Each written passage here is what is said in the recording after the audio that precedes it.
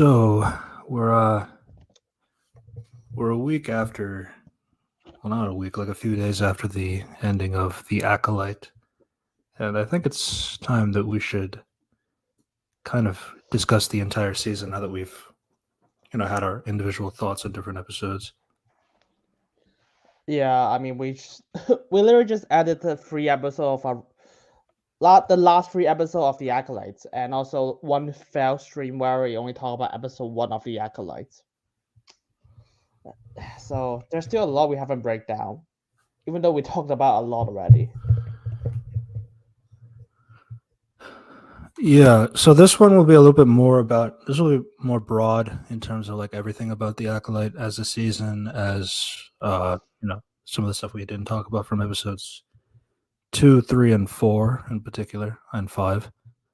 Um, but yeah. Mm. How do you want to start this off? So let's just talk about the Acolyte and just like everything we haven't talked about yet. So yeah, the Acolyte is, as the premise states, it's set 80 years before the Phantom Menace. Um, there is a girl played by Amanda Stenberg who is playing two twins. This one in particular is what is considered as the Acolyte, quote unquote, who works with the Stranger and is tasked to kill four particular Jedi that have wronged her in her past because of some prophecy sort of thing, but not really. Yeah, it's after we have the full context, it's not really of the revenge is basically you killed my mom. Literally, Yeah, that's it. That she doesn't even give a shit about every other member that got killed. yeah. So one of the difficult things about the premise of this show is that a lot of the conflict comes down to, do you even see a point on both sides of this conversation for this to have any effect? And I feel like they did not do a very good job in really establishing too much about what is it that, the witches do that is like, oh, I completely condone this behavior.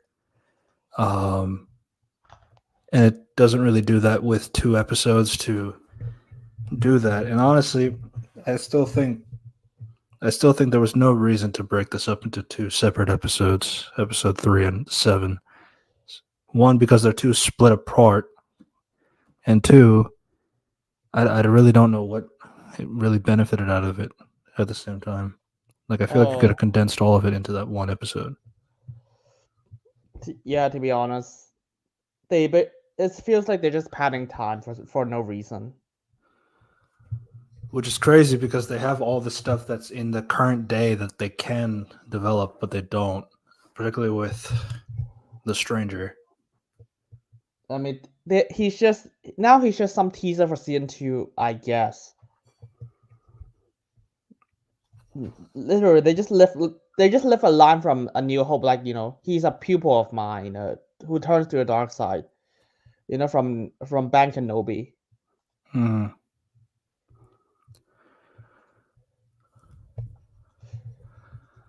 It's Yeah, yeah. yeah, it's such a weird situation. Um, this is and of course the contact doesn't even make sense at this point. It's like, oh yeah, people of mine that turn evil. Wow, wait, you never told anyone about that in your entire life? Only now when he started to kill people? Or you just expect that, oh, he's actually dead or something? The episode didn't. Here's the thing: the show didn't tell us what the Fernandez thought of the stranger until she sends him now. Yeah, because we need to set this up for season 2. Remember Hoax used to be good, like Breaking Bad or House of the Dragons. Oh yeah, we haven't seen season 2 yet, but season 1 is fantastic. So,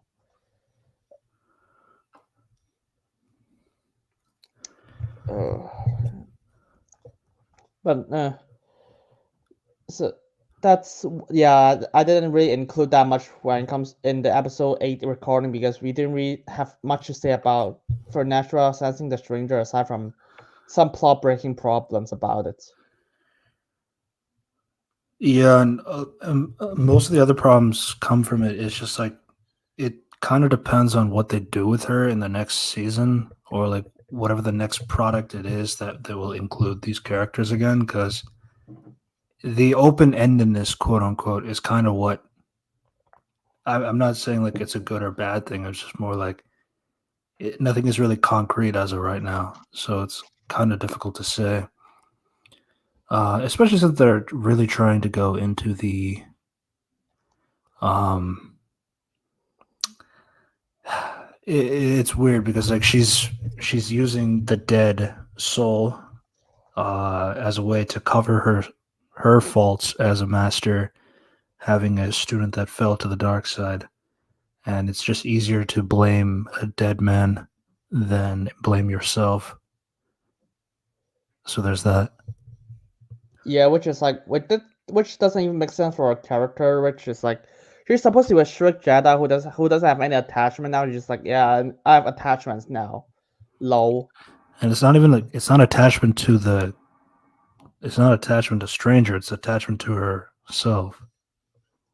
Yeah, she just comes out as just like I want to protect my reputation, which is the best faith assumption, and it just makes it worse. Okay, so here's a funny thing I learned from behind the scenes. Apparently, this entire you know how we kept talking about why there's so much hand to hand combat for Jedi now. Yeah. So the reason why it's called that is because Leslie Headland she refers to it as Force Fu. Um. Why? Yeah, so apparently all Jedi are capable of knowing hand to hand combat called Force Fu, which is cringe, by the way. But I uh, never. Uh. Yeah, I definitely remember Obi-Wan just punching Darth Vader so easily. yeah, I mean, we've seen Obi-Wan try to box before, but he clearly was not good at it. Um, then again, it could be Ewan not being very good at that kind of hand-to-hand combat, which is fine. Like when he tried to punch Grievous, I thought that was kind of stupid. And yeah, I mean he did have some hand-to-hand in versus Anakin, but that's so brief. And also Yeah. they're not using any cool moves. Yeah. A lot of the hitting was just like standard kick or something Uh, like that. Yeah. yeah. The only exception is Chewbacca anyways. The blind guy in Rogue One Yeah, who that's doesn't that's have true. who doesn't have the who can't use the Force well, but he's a loyal follower of the Force, so he only uses the Force to just sense environments and punch to learn to because he can't have a lightsaber, so he has to train himself to fight with hand to hand. Yeah. I have noticed, like, again, since we're still kind of talking about behind the scenes stuff as well, I have noticed that a lot of like the casting decisions are kind of based on, or like is based on other things that the actors were like known for, or it's like I want to do the same thing in Star Wars, or I want to do like a different, like a twist on them. Like for example, like Lee Jung Jae, who played Soul, obviously known for Squid Games. Leslie said like she wanted to get him because she wanted to make him the opposite of his character. Now I haven't watched Squid Games myself, What? um, but yeah, No, I'm seriously. What does that mean? The opposite of his character. Basically, like his character Soul and his character from the show are like two different characters. Like that was the creative thing to show his, I guess, his range. So in Squid Game, he's not a good person.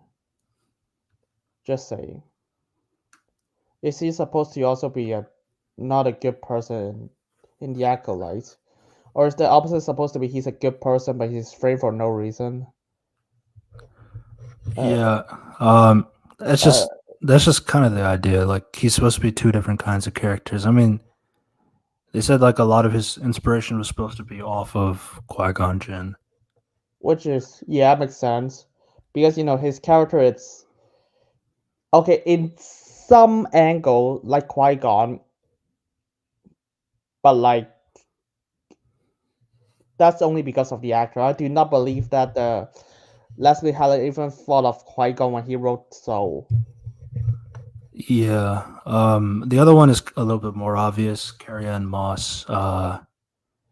She was heavily like wants Trinity Wow. out of her. So yeah.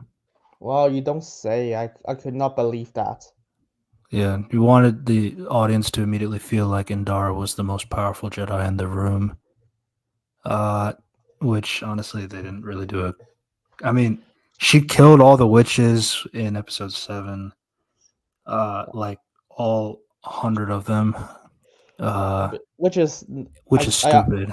yeah, I argue that's just plot breaking at this point. It's like fuck you and kill everyone because actually I did not understand how does that work. Yeah, Of course, Daphne Kin one is the most popular. Just like I just want yeah, X-23 with a lightsaber. yeah. She said the same thing here. I wanted to see Trinity with a lightsaber as well. So yeah. Yep. I mean, what's Amanda Singbert's deal? Uh, I mean, I know Leslie had also wrote like have Amanda Singberg in mind when she wrote like May and Osha. yeah. Here it's a little bit. It's just more on like Amanda's perspective. Like she said, she studied a lot for this stuff, like watching all the films, reading the Wikipedia. Uh, she had her own backstory for both characters. Um, yeah, Yeah, but it doesn't really say anything from Leslie's point of view. But yeah, it's so that is so weird because I do not. It's like when I see like how do I describe Amanda Singberg's acting here? It's like I mean there's some I mean, when she's not evil, she's okay when she's not evil. But now what? But it's like, but I just do not believe that at the end she just tried to emote when she's trying to kill Soul. um, It's like I do think like so. I guess I will comment on it because I've been pretty vocal about it outside. Um, I do feel like a lot of the commentary regarding her is like kind of weird in the sense that like a lot of the discussions, oh, it's like she had the same face the entire show. I mean, I watched the whole show. I don't agree with that at all. Um, Now, could she be better? Sure, but like it still feels like standard Star Wars. I really don't know why people go so up in arms about like all the acting here and this. Like I don't know. Everybody just seems standard in the Star Wars universe. Like I never see like that much level of an Oscar-worthy performance, except for maybe an Andor. I mean Andor. It's like Andor's the because only exception, I would say. yeah, I just do not because it's even Ahsoka is like they Rosario Dawson is so non-emoting. Yeah, but It's, the thing is, like, you can see that that's the direction, though, yeah, that's because like it's clearly like they want her to be the stoic Jedi, that's wise master kind of a thing. So it's like she's doing that pretty well. I don't think she's a bad actress at all. no, I she's just a think really good. I that's mean, yeah. I just she think that's Rosario is a the good direction of actress. it. Yeah. I've seen Amanda in so many shows beforehand and movies, so I just like I know she can act, but it's like at this point was like when I saw her in this show was like, wait, what the fuck is? Why are you? You're clearly not doing good. You're clearly not doing as well as before as anything before.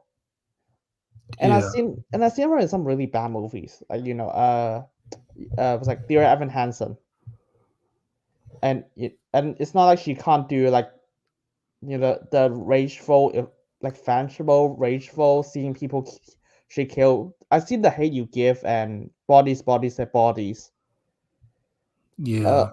that's yeah. Which is when I saw her, it's like yeah, I don't. It just kind of it's like the acting is like just off because I've Yeah. seen her in better things.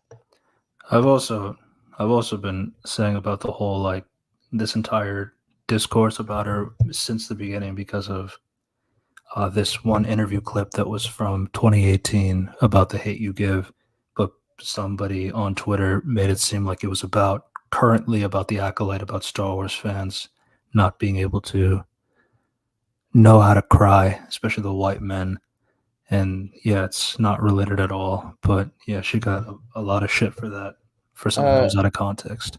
I mean, to be honest, I would just it's weird because her response to make a video about was like a music video was like I Yeah, I mean I get it was cringe. Yeah, yeah it's but crazy. I was like even in that video, because I did listen to it, she's still not talking about Star Wars fans at all.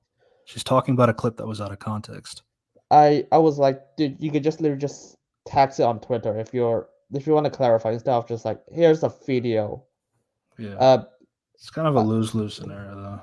I mean I'll still say just I mean making a text is better than making a video. Making a music video like this. So like just text that dude is out of context. I was 2018. I was dumb, stupid, a moron at the time. And it was for it. It's a movie about like dealing with racism, so it's like Yeah, the context is there. Um, but it's yeah, like just that's all you need to do instead of just here's a video. Uh, that don't do that. yeah. Well, yeah. I mean, outside of that, um, yeah. In terms of characters, like, I mean, we made this joke like a long time ago. Yord had a Padawan. She never returns, so we have no idea like what happened after his death, and like no reaction from her or anything like that, And honestly, it just didn't make sense. Like, why not just make Jackie Yord's Padawan at that point? It's little things like that that gets annoying. It's so yeah. I just at this point I was like, dude, how many times have we rewritten the script? It's like if anyone just look at the script, it's like, wait, what the fuck is where is his Padawan again? Oh, she's gone. Where? I don't know. Maybe next season if Yeah, she's she lucky. was played by a model, so that's why she's not back. Daphne Is Keane is more marketable. I mean, just don't even have just just have Jackie, just have your just like yeah, I'm a Jedi Master, but I don't have a Padawan yet. Yeah, Just and replace. honestly, speaking of masters and Padawans and all that stuff, I mean, Jackie was Saul's recent Padawan, and honestly, you don't really get to see that much. I mean, he did have a lot of reaction to her death when it happened, but I feel like with episode 6 and 8, those kind of disappear regarding his attachment to Jackie and all that stuff. Hmm. Um, I don't know. It's just like I feel like there was too much going on with Saul, clearly, and I get why, but there's just so much going on with the sense that like none of the characters are like really like we're trying to get to this point in episode 8 where Osha does the evil thing and kills Saul, who just decides not to defend himself because he Uh, really wants to die. because because the writers are just morally bankrupt. To be honest, I'm not even at this point. I'm not surprised anymore because Leslie Hadland worked for Harvey Weinstein, and she constantly bring girls to I do not want to. So she constantly bring girls to Harvey Weinstein. Oh, and you understand what happened? And you understand what happens, right? Hey, diddle diddle. Yep. it's like, and here's the thing. I know that she made the show. It's like, I inspired by anyone in real life. My relationship with my sister in real life. It's like blah blah blah. It's like, yeah, I get it. Everyone written script that are inspired by something from their life, even sci-fi. I was like, yeah, I get it. But you you shouldn't make it based on your entire moral view, your entire Uh, viewpoints. You shouldn't make it like that. I mean, yeah, yeah, I can. Yeah, yeah. you literally just you literally made the show to justify your entire viewpoint of your sister disappearance and what should have happened, and my parents are bad or some shit. Oh my god, this is funny. I'm starting to find these like Star Wars pitches like really funny. So according to uh, Leslie again, when she pitched this series to Lucasfilm, so she said it's supposed to be Frozen meets Kill Bill.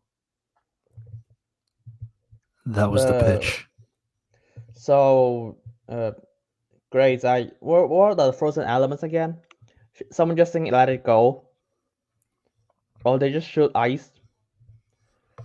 To be honest, it's probably just a sister relationship. I think it's the sister relationship part. And then meets Kill Bill.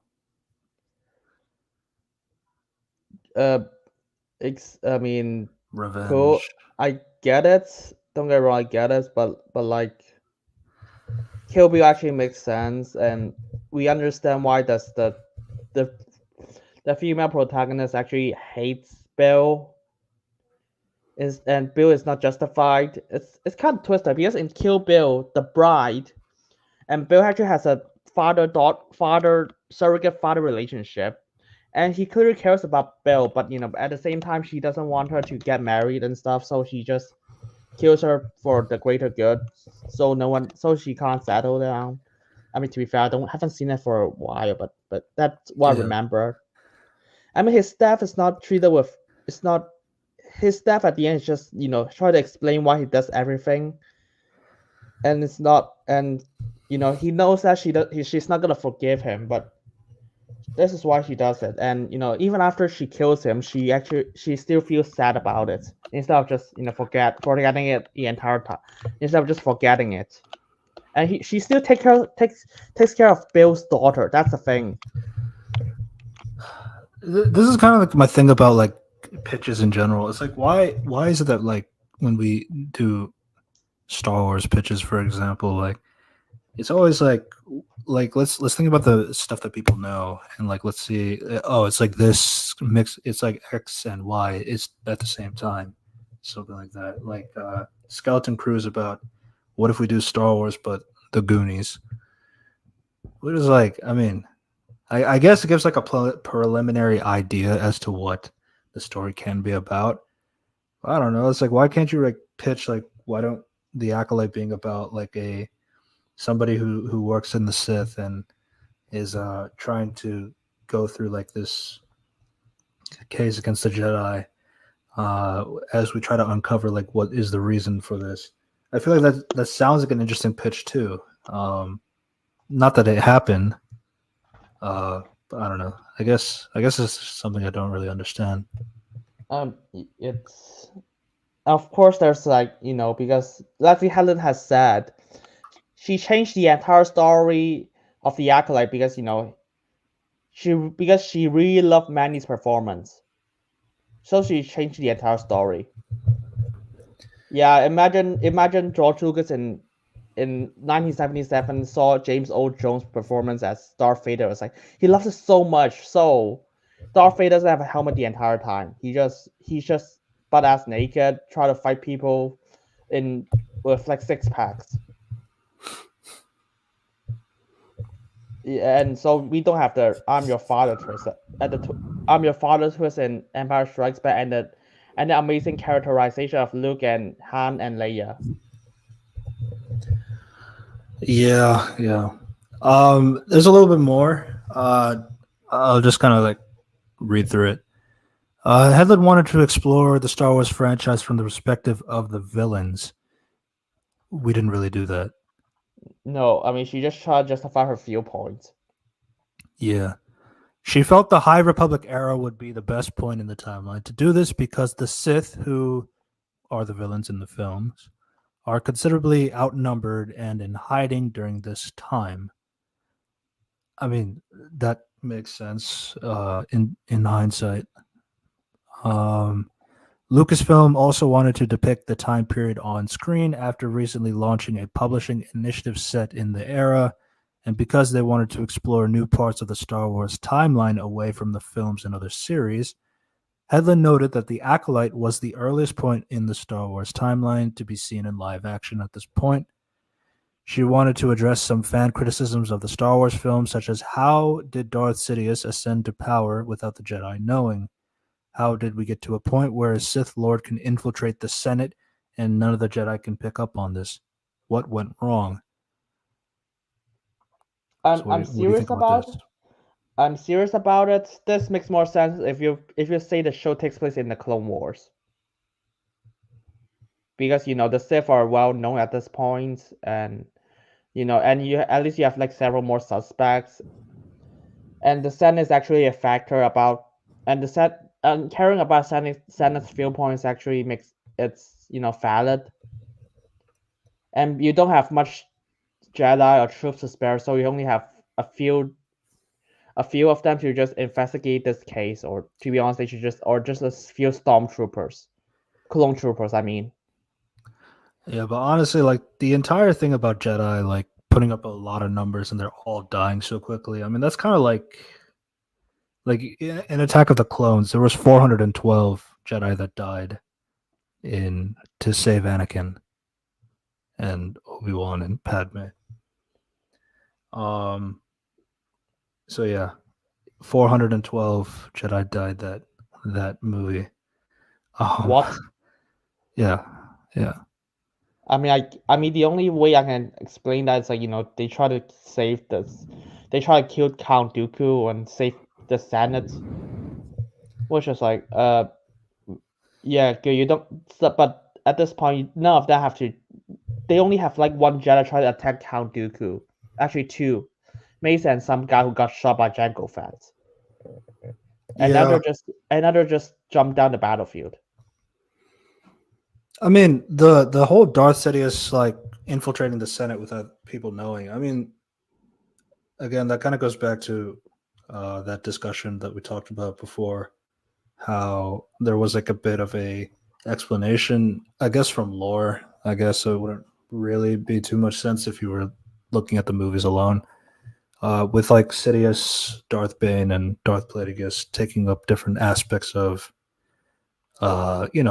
things like the Senate, the commerce, like the banking system, and then also something else like high position levels of things. So it's like a high level of intrigue and such that it makes sense for the Sith to be a part of. And then I guess like you can kind of factor the like one Sith is like really powerful because of to kind of counteract like how many Jedi are Jedi. Um so I mean obviously, but then again like Sidious was also like good at being charming, not Yeah, putting the stuff on him, like knowing how to play the part, knowing how to pull sympathy. I mean, and like the Phantom Menace like does a lot with him, with just a little bit of interactions with Padme and getting everybody to go against Chancellor Valorum and setting the seeds for him for Palpatine to become the next Chancellor, which is really interesting, honestly. but That's why I yeah, never really agreed with like the politics in the prequels were bad. no, the politics are quite good in prequels for the most part. I'll say. Yeah.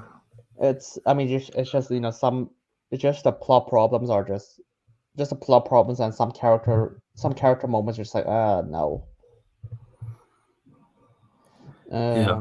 So Uh, and I mean if they want to do it like Palpatine shows how you gain power, just you need, I'm sorry, you need Andor level of maturity, raising demographic, and trusting the audience to not get bored with action scenes. Yeah. Yeah. I guess I'll just finish this quote. A key theme in this franchise for Headland was the underdog versus the institutional threat. And in this part of the timeline, is the Jedi are the ones that are the main institution, in contrast to the Jedi of the films, who are like monk-like figures in the time of war. Headland says that the High Republic Jedi live in a time of peace and enlightenment akin to the Renaissance, as seen in their whites and gold robes that looks like they never get dirty. The series questions the Jedi's practice training children and also explores differing views on the Force and the amount of power and control that the Jedi have. Okay, so my thoughts on that part is like, so we're so 80 years before they have the question about teaching younglings and all that stuff, the process of how that works. I mean, I guess those thoughts can exist, but it still happens 80 years later, and it still happens until, Revenge of the Sith. So clearly, like, even with these thoughts are existing, nothing changed. Nothing was addressed, nothing was brought up to make a difference. So I don't really see what the point is including Uh, it. yeah. I mean, to be honest, I don't even see the point of that show. It's like the show is like I'm gonna try to explore more of the 8 years before the Republic, the Phantom Menace. And I was like, yeah, what do I learn? The Jedi can read the past. They can wipe memories. The Jedi can throw other Jedi, like the stuff that breaks the canon. But what the politics? Usually, there's a person called Fernestra. Hides. She just frames the Jedi to the council, and the Senate, and no one's like, yeah, that makes sense. Yeah, and no, and yeah, everyone just like, yeah, that makes sense and stuff. Wait, there are a lot of holes in the story. You sure about this? Of course, Yeah. and of course, Kiadi Mundi was like, wait, why am I born here right now? I'm not supposed to be alive. Yeah. Palpatine is not born yet either. So, Leslie says she wants to have a Palpatine and Plagueis season in the Acolyte. yeah, that's gonna be really too much. Yeah, here was another thing too, as you mentioned, Andor. She said a lot of this serialized story and like inspiration came from Andor as well in terms of retooling. Good. What? Okay. What are the examples? No, that's just like there was just like they appreciated like how Andor went about its serialization of like a serious story, mystery thriller kind of a thing, and that kind of like got the Acolyte team to rethink uh their structure of their story. So yeah. Uh, so basically, they just want the word Andor in the interview. I do not understand a single thing the Acolyte that is inspired by Andor. Uh yeah. All I really get is like it's a serialized story. Cool. Okay. So am I supposed to learn about how the Empire works? Not the Empire, the Trade Federation, the supposed quote unquote enemies of the Senate, or the Senate of this era, because I learned nothing about them. They just exist at best.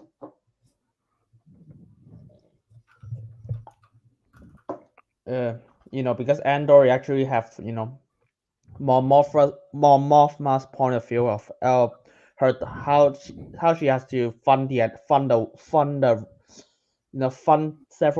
some people, help Lufon, and his daughter have to gone through underage marriage.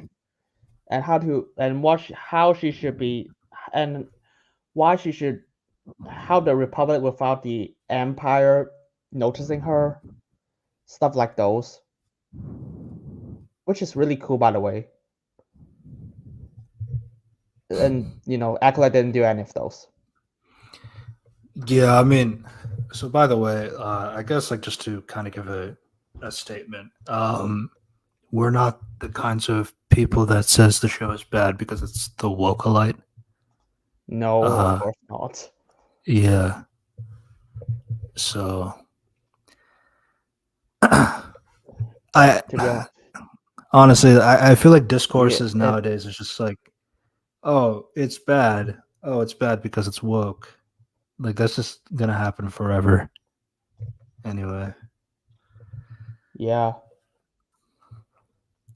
Which is, to be honest, I mean, this show. Don't get me wrong. Leslie Hadley is 100% throwing her own point of view in the Acolyte, without like with the subtlety of a sledgehammer. But that's clearly not the major problem of the Acolyte. Mm-hmm. Oh, and I guess if anybody's curious, there's another one quick fact. They made a comic about Kelnaka, so if you wanna see that, it exists. I'm good. Yeah, because Kelnaka doesn't really have much in the show. Yeah, they admit that they killed off Kanaka. They killed Kanaka off screen because they don't have the budget. Mm-hmm. Right. Also, by the way, Dave Filoni approved this. Yeah, he's executive producer, so yeah. Yep, he approved all the Force Witch, the episode 4 shit, all the Force magic. To be honest, it's probably because his wife is a witch. No, I'm not joking about this. Search of Dave Filoni's wife.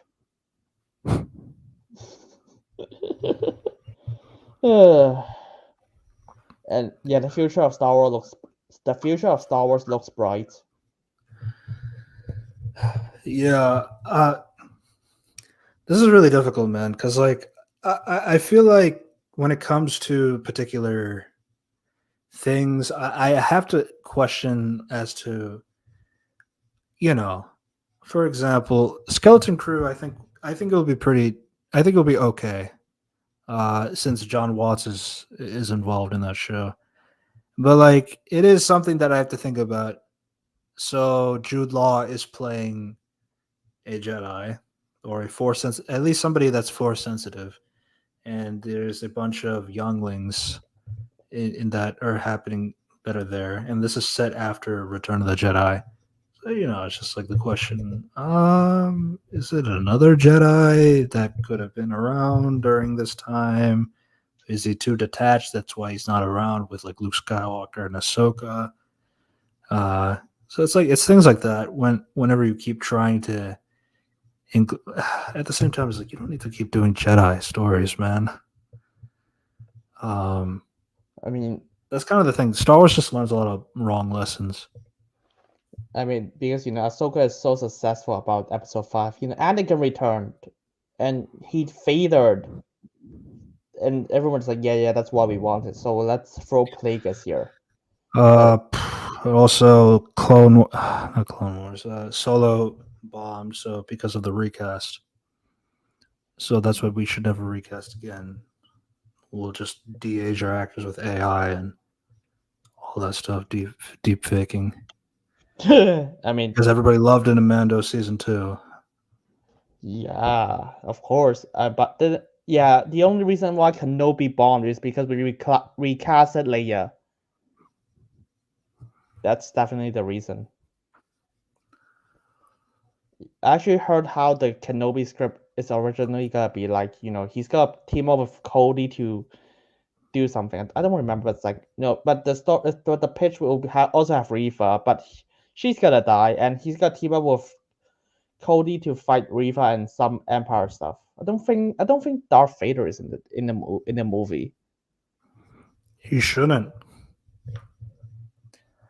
This is like the one story like where Kenobi should stay on Tatooine. The one character that should, because Boba Fett didn't have to. Yeah. But yeah, he just he decides to go off to other planets when Yeah. he's supposed to be protecting Luke. Don't get me wrong. I still think the the Kenobi movie picture still sounds whack because Cody just is still alive and he just somehow found him. But but I still prefer that over what we have in the show. Yeah, I mean, I'm pretty sure James Mangold. Oh, James Mangold had a Boba Fett pitch. Yeah, I don't remember who's the one who made the Obi-Wan pitch. It's like Obi-Wan Kenobi. I was like, don't. Oh yeah. Oh yeah, the person it's Stuart Beatty.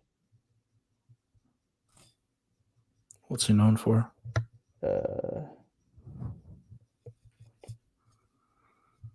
I Frankenstein, G.I. Joe: The Rise of Cobra, Uh, Interceptor, played by Chris is a Netflix movie with Hemsworth's wife, which is not good.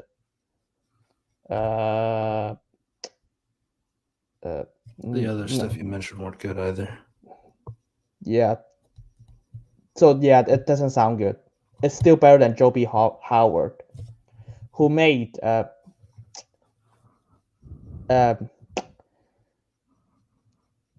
Army of the Dead, Mm-hmm. Transformers: Rise of the Beast. Yeah. So I guess that kind of brings us to our comparisons of the Acolyte. Obviously, we can still talk about anything else from episodes 2 through 5 that you'd like to mention. I know one thing that's been a very heavy topic, particularly from episodes 2 and 7, is about how Torben dies, because he obviously decides to drink the poison and he offs himself essentially, because his last line is like, "We thought we were doing the right thing," right before that. So then when you see episode 7, he was like mind controlled for a bit by the mother. Yeah. But he didn't do as much damage because, he didn't do any damage because the other Jedi got the mother to knock it off. And honestly, it was Kanaka that does the damage. Yeah. So yeah, he's but then it's like there's other things too to consider. If he didn't have the mental fortitude of this dealing with it, that he's been dealing with this for 16 years, how would you become a Jedi Master at that point if you can't let go of your faults like that? I don't know. He just kind of did. Yeah, Mm. that's kind of the thing too. It's like I get what they're going for, but the problem is like when you think about the context of like this is how Jedi have been working for a long time. So like when you see something like this, it's like how did you go through the trials of being a Jedi if you can't detach yourself? That's kind of the point. And yeah, it just doesn't really add up. It's just bullshit at this point. Yeah, and then it's just like he took a vow of silence for 10 years. It's like, oh, that's how he chose not to, reveal the truth about what happened on Brendock and all this stuff. But that's not really the case because it's actually a 16-year gap. So I mean, 6 years he was talking just fine. And then 10 years happened. So yeah, I forgot the math there. There was Yeah. another theory like that too. Like Kalnaka probably went into hiding because he was ashamed of using, because I know this is like a EU thing, like Wookiees like using their claws for violence, when like unnecessary violence is something that is like considered looked down upon. That could be interesting. I mean, obviously he was mind controlled, so I don't know if he should really take too much fault into that. But yeah, that could be like an interesting idea for a Wookiee character to deal with. The problem is he only went into hiding for like a year. So that's still 15 years of not that problem. Um, Yeah, so yeah, this is. I that's kind mean, of the other thing too. It's like I think these time gaps are like really unnecessary at the end of if the day. it's. I mean, and no one just double checks it. Literally, no one double checks like just say 16 years instead of 10 years. That's all you need. Just double check the script. Eh, But yeah, and then even with Kalnaka's thing, he would have to be in exile for 10 to 16 years, not 1 year. yeah. So yeah, And what is Indara doing? They and never Dara's explained just that. she's just chill. Yeah. She was at a bar casually talking with a bunch of people. She clearly didn't have any guilt. Hmm. True. And that's kind of been another commentary. That's been another commentary, I guess, for the vocal like quote unquote side. But like I guess there is a little bit of merit, I would say, in the sense that like you don't really see that much you know, guilt or struggle or anything when it comes to the lady characters. I mean, a lot of the guilt is coming from So Torben, Sol, Kelnaka, quote unquote, because you don't see it at all. Um, but especially Torben and Sol mainly. But yeah, Osha doesn't have any of that. The mother doesn't have any of that. May doesn't have any of that. Indar doesn't have any of that. I don't know. Vernestra doesn't have any of that. It's an interesting perspective, yeah, but it's convenient, I would say. convenient because if only Indara just imagine this movie start off with Indara killed herself already. She just faked her death, and they have to reopen the case because something happened because May appeared and it was revealed that Indara died already. So, oh well. Yeah, I mean, you could just that's start off. Yeah, that's why the Kalnaka thing happening is like where he's already dead. But that's like the third. That's the third dead Jedi. It doesn't really work there. I think it works better if the first Jedi was already dead. yeah. Wouldn't that be interesting? And just like, oh, that's mysterious. Like Master Sifo DS, the Attack of the Clones. You know, Yeah. yeah. Of course I don't understand why does no one give a shit about the person who basically starts the Clone Wars. I mean, I know that the Clone Wars technically address it after they found a crash ship with Master Sifo DS's stuff remain in season 6, almost the end of the Clone Wars. Why isn't that supposed to be the season 1 thing?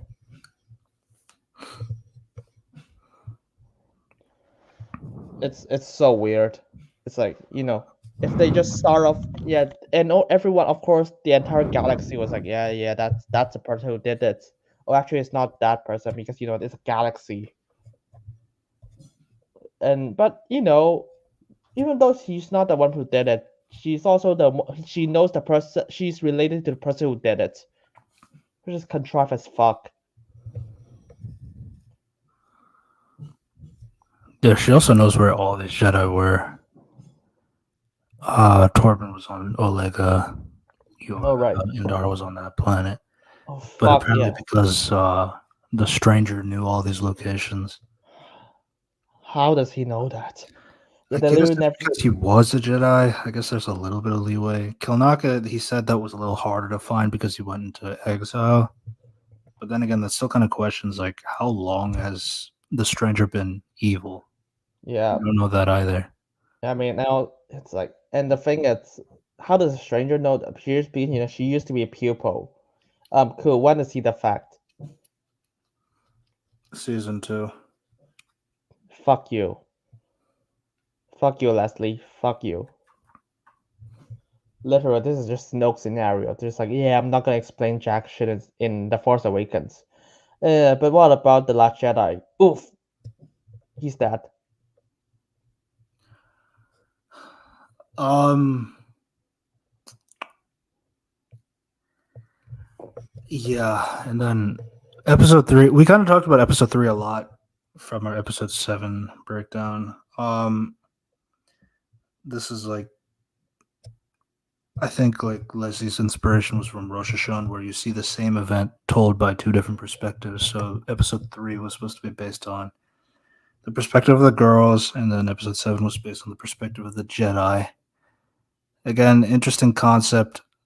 It didn't really work, I would say, mainly because of how things were split up, and especially since like they intercut it with 4, 5, 6 being set in the present, and then episode 3 and 7 are set in the past. I feel like that gap is kind of what derails everything else when you do Yeah, that. Honestly, I feel like that's kind of a thing that you could probably do in one episode in this season, and then do it again in the other perspective in the next season. and Usually, that's when people do that kind of thing for a TV show. I mean, if But, you but yeah, they say Acolyte inspired from Andor, which guess what? Andor has a backstory episode. I mean, intercut with present, which Andor is a kid finding her sister, and that only lasts for one episode. I mean, it's like one episode of just flashbacks. Of course, they build up for 3 episodes of finding his sister, which he does not find any of it at the end. But that's only for to kickstart his journey. But that's only to kickstart his arc. It doesn't really matter to see find his sister at the end because past is in the past. He can only focus on what's at stake right now. yeah, there's just too Uh, much going on as well. yeah, I mean, Andor has 12 episodes, by the way. So of course he has Which time is to why fix people that. have been saying like, "Oh, the Acolyte was screwed by the episode limit count." And honestly, I'm really tired of that. The thing is, like, you're told how many episodes you get before creating a show, so it's your responsibility to write content that fits in that time frame. I don't really understand why we're getting to a point where it's like, oh, let's blame the company for making this too little episodes. Like, oh, it should have been 12 episodes. I mean, maybe they could do better with 12 episodes. I don't Of think so, course. because they haven't convinced me very well enough in 8 episodes that they could do well. But if you're going about making a TV show with the intention of, oh, if we had more episodes, this would have been way better, and you don't try to like make the story in a way that makes sense within your 8 episodes only. Obviously, you can set things up for a later season, which is possible, but you have a lot of questions in this season that don't get answered, and things that I don't know. Why would you answer them in the next season? It doesn't make sense because you have new questions now, that some of the older questions don't really matter now. uh it's things like that. Yeah. And to be honest, it's a lot of setting things up and you just don't even give a shit till you have the answers. And at this point, I don't even know do you have the answers, but probably not. They're just making shit as they go along. But 8 episodes, cool. Fuck you. Stranger Things season 1 is also 8 episodes, and everyone loves it. Or Yeah, what about Breaking Bad season 1, 7 episodes?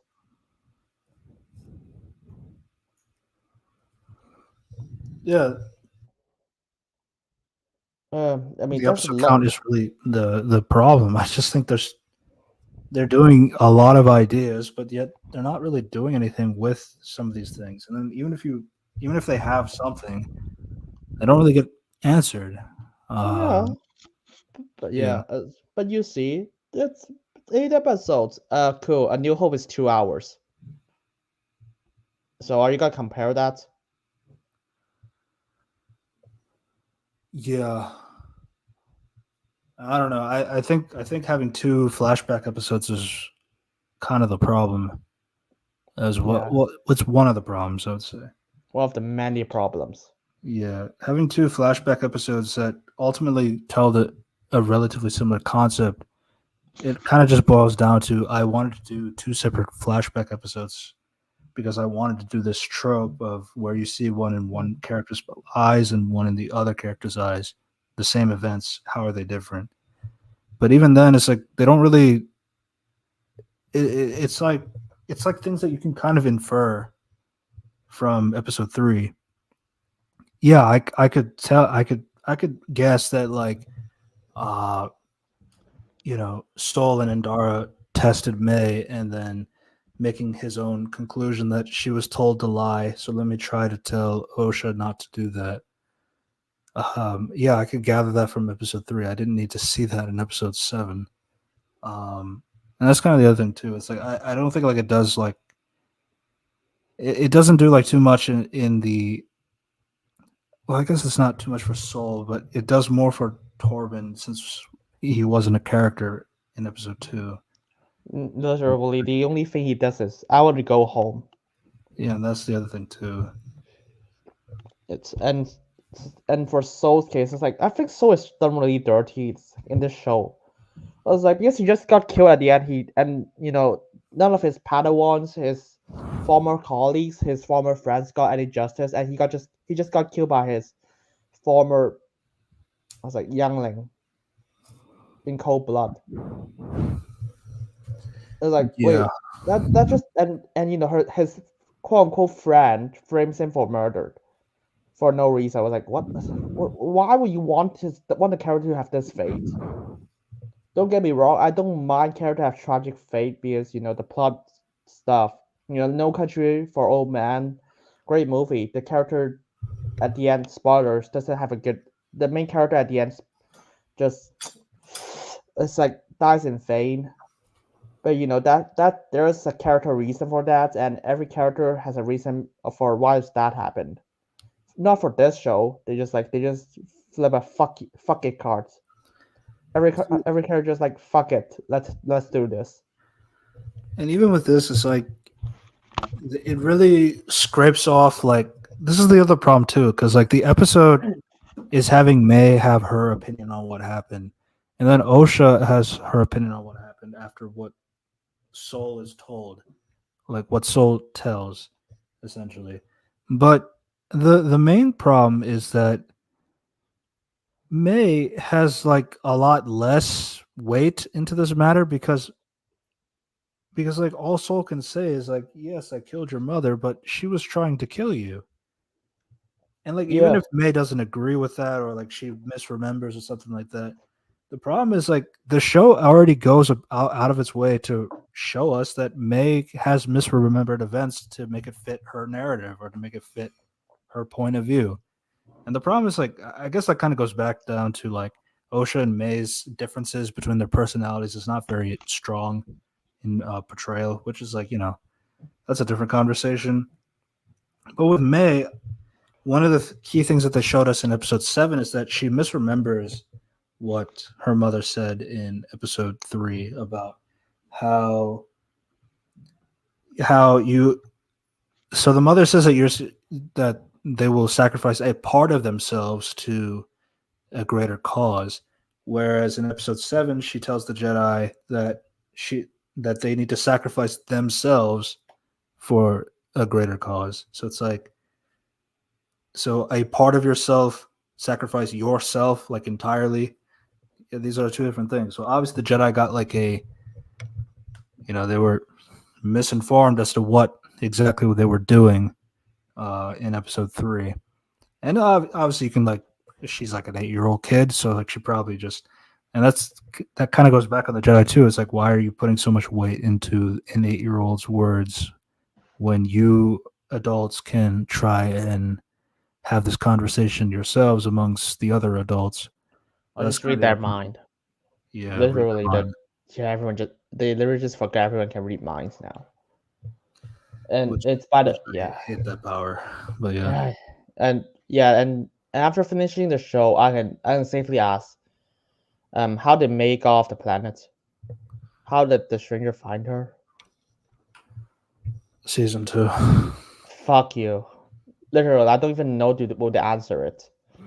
It's like Doctor Who. The only thing that she says in episode 8 is like, "Oh, I know another way to get out of here is by going through this tunnel because like I fell down here or something like that. And it's like, I mean, okay, I guess that still doesn't Yeah. explain how you got out of here. Yeah. So and that doesn't explain the fact you fall down like several thousand meters. But you see, Luke survived falling that high. Empire Strikes Back. Yeah, I think that's also bullshit. But that movie is amazing despite that. And this show, that's one of the least of the least of the major problems of that episode. Yeah, I mean, another thing with regards to May is that yeah, so some of this is coming off of misremembering the events. The problem is like she's also misremembering her childhood as well. Like she's saying, "Oh, you killed my mother," which yes, that is what happened, but you forgot the context that like your mother was doing something where you had like black smoke coming out of your mouth that it seemed like it was she was killing you. But like that part never gets explained. And like again, you could have Soul explain this to OSHA, and OSHA still like kills him, which I still think is kind of stupid. But even then, it's like at least he gave his side. Whether he lives or dies, it's kind of up to OSHA in that perspective. But when it comes to May, yeah, it should kind of like change the perspective if your mother was trying to kill you, and he was making a choice to prevent them from happening. So he did save your life. Whether you choose to forgive him or not, that's kind of up to you. But at least you heard that perspective. The show But literally just because the show doesn't do that. The show doesn't even realize that, so it just everything is just so black and white. It's like there's no debate here. It's like the creators clearly sided with the villains, and they didn't realize they are the villains. Yeah, I mean the other thing about the Force Witches too is like the thing that you can fix this with is like she does turn to like a black fog and all that stuff. But like at least clearly show that May is not being harmed there or is being affected by magic. At least if you do that, then you have some room for where Soul is in the wrong. But because like Osha's eyes are also turning black and turning into a fog monster too, meaning she's probably dying, then yeah, it's like no, it's like it also doesn't make any sense from the mother perspective anyway.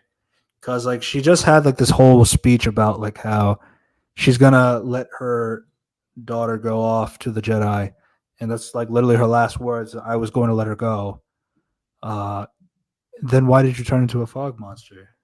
Obviously, Uh, you can't explain that because she's dead. yeah, fuck. I mean, the only, I mean, you can try to tweak that. It's like the best way you can tweak that is like trying to save my other daughter from burning it into fire, and I just do that. I mean, it's better. It still doesn't make any sense, but you should try to say that if you're really desperate for that to happen. Instead of I was actually gonna let her go or some shit. That was so stupid. Yeah, and honestly, like the episode kind of like framed it in a way that because like it showed that the mother was like the only person who was on Osha's side, and everybody else, like all the other witches, the other mom, they were all against this idea of like Osha should not go out. So I thought that like they would probably have the other witches kill the mother. Even though that would be cliched, that would at least make some sense. Um, I mean, I mean, I guess like this is an idea, and it's probably stupid. But like, what if the other witches were the ones that killed the mother, and Soul just thought he did? Yeah, I mean that's still a better choice. I mean, Yeah, there's a lot of more interesting ideas we came up with than whatever the show came up with. yeah. I mean, then it's like I probably what I would do with that if like Soul thought he was the one who killed the mother, but it was actually Margarita's character who did, and that kind of thing is what gets May and Osha to see that your friend thought he was the one that killed your mother, but he didn't. That could at least like give some tragedy to that thing, especially if you have another character who is still alive, especially like their other mother. But I feel like there's no way to connect that. I don't know. I thought that's pretty simple, and at least makes a little bit more sense. Yeah, that's so stupid. No, yeah, it's. I mean, we haven't even talked about like other aspects of the show. It's like we just mainly focus on. We haven't talked about what episode 5 did to just how your Jackie died. Yeah, They just died. we They can do just died. That's it. that. Yeah, that's Yeah, episode 5 is everyone just like, oh, it's so good, man. I was like, yeah, am I watching the same show? So are you saying because they just like because they like that cool fight scenes? I mean, I don't know. I slow it down. Even I slow it down and just look at it. It's like, yeah, there's some. I don't think. No, it's not good. yeah. I And mean, I guess you'll always have that counter. If you have to slow something down, it's not really great evidence. I uh, mean, that's why I don't personally do slowdowns. As like, at least in my terms of commentary, I always say though, because like even without slowing down, you can see like there's just so many instances where the stranger is like annihilating everybody, but then like the stuff that he does, and then for some of these other characters, he's just being a little bit more because they have speaking lines. He doesn't kill them instantly like he could have. Things like that. yeah, yeah, it's like he's so worried that May's gonna tell the council, so she's gonna kill her. So he cuts off her handcuffs. That makes sense, totally. Um, so Yeah. yeah, Then there's other stuff like Jackie solos the stranger pretty well. A Padawan. yeah, right. So the stranger just sucks somehow. He did kill her in the end, but like I just thought it should have ended way earlier. Yeah, I mean he only killed her with a cheap shot, so that's even worse. So there's that, and he literally just beats Yord with hand to hand combat. Yeah, and I think like part of it too is like the choreography with Jackie in particular. It's like she's just clearly worse with a single blade compared to a dual bladed. Like once she had a second lightsaber, she was doing way better in terms of choreography, combat, and like general stuff. And honestly, it is something that it has been pointed out before. Uh, there has been like a lot of instances like where you see two lightsabers, and then that means the person is a way better fighter now because they have two lightsabers. That's not really. I mean, that doesn't have to It's be not how true. it works. Yeah, No, and it's like at that point, it's like, why isn't Jackie a dual bladed lightsaber combatant? That's like a thing. yeah, Ahsoka is that. yeah. Basically, just give her just make her a two bladed warrior if you really want to do that. But nah, she's just so good with two blades instead of one blade. Yeah, it's like it's not. It's like it's not even that crazy. It's like if you look at her with one blade, she's just significantly worse. Hmm. But yeah, that's just something I've noticed. Yes, it's of course. Yord, Yord just gets his neck snapped. That's it. No revenge. No one even mentions your. I mean, aside from episode 6, where strangers like whether Osha just like you kill Yord, you kill uh Jackie, and the stranger's like yeah they might potentially not like you, lol. Yeah, which again, I mean, I was like fine with it because like the stranger was still like kind of he was being honest with her. It's really on Osha for not really Stupid being. doing anything with it. Yeah, it's Uh, I just do not. It's and then yeah, she does fall to the dark side in episode 8. yeah because he just want she just really want to fuck him.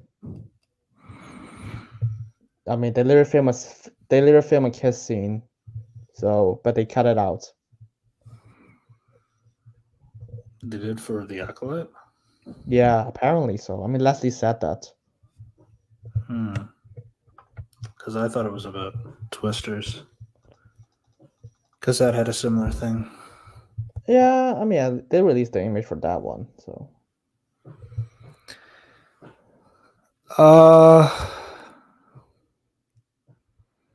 I don't know. It's like, again, this is another thing of like, since we talked about it before, is another example of we just can't ever seem to get the descent to the dark side done properly. And even Anakin had like inklings that existed in previous movies, so it's like you can actually see that.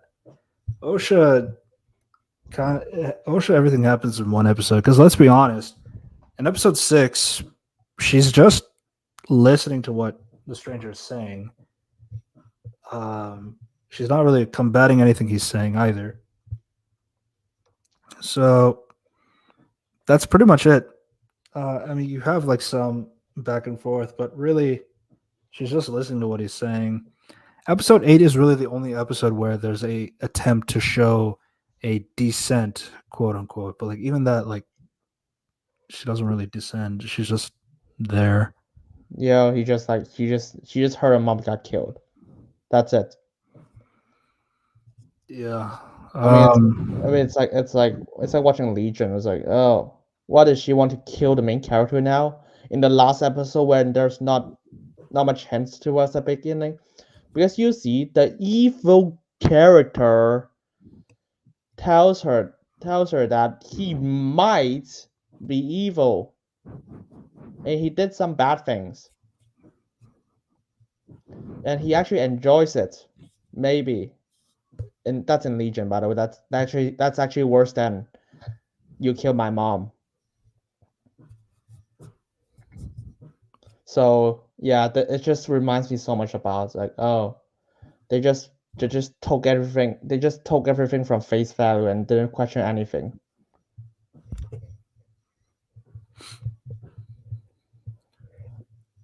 It's and so killed, and May just got mind wiped. I realized we didn't talk about it. It's like May got mind wiped, and she doesn't face any responsibility.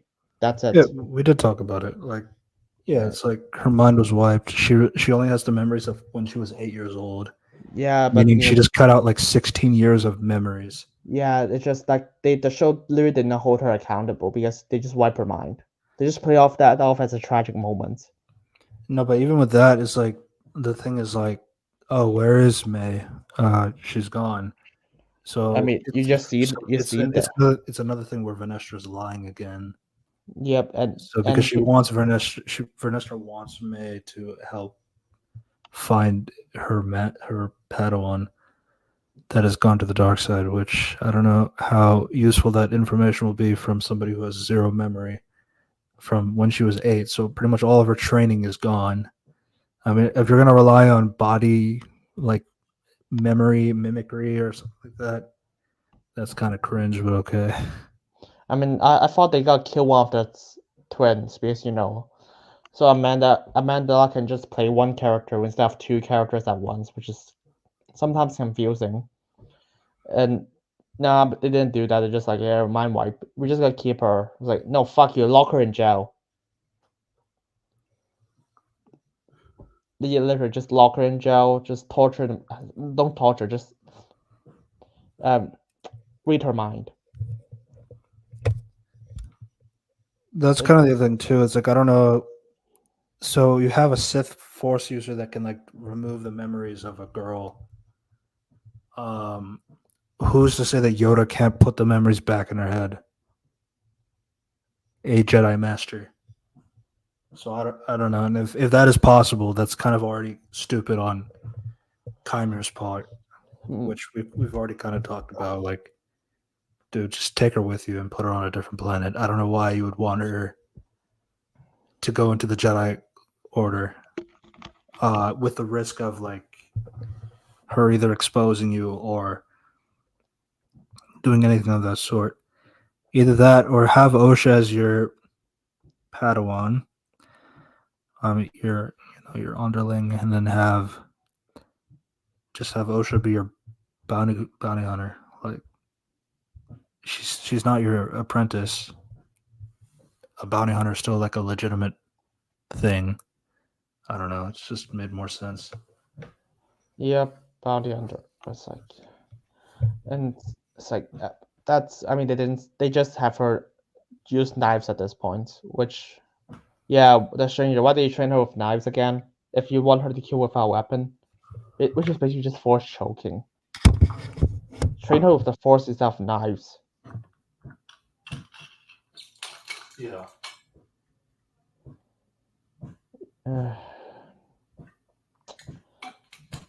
What a.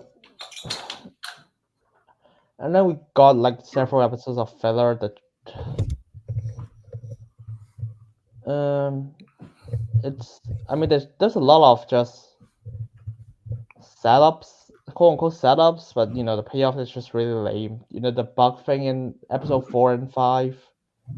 Oh, the bug is just they set up the the light sensing bugs. That doesn't make any sense. When there are lightsabers around, they didn't fly into them, and they're just plot devices to take away Smilo.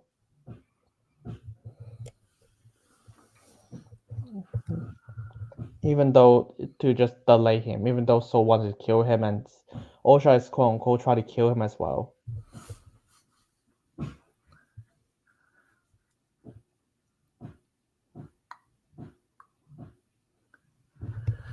Yeah, and then like there's other aspects too, like from episode 5 in particular.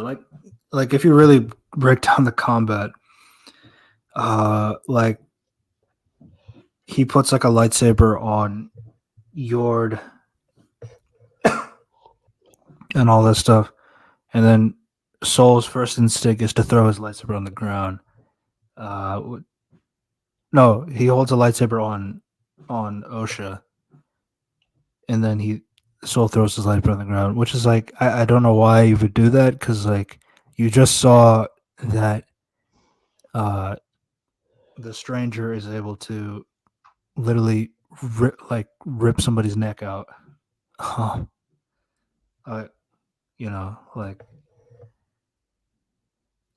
so, and he's holding like Osha in like a headlock, so he could clearly do that to her too. So I don't think you having a lightsaber is like the thing that will like make you safe or anything like that. So Yeah, I mean, and that's that is such a weird power scaling is so off. Soul is able to beat Smilo in that episode, and Smilo just casually beats Yord in hand-to-hand combat. Soul beats him in hand-to-hand combat somehow. Why is Soul so good at hand-to-hand combat? How powerful is Soul? It's like the most you can say is like, what the Soul is this powerful because he should if Soul is this powerful, he should be on council right now.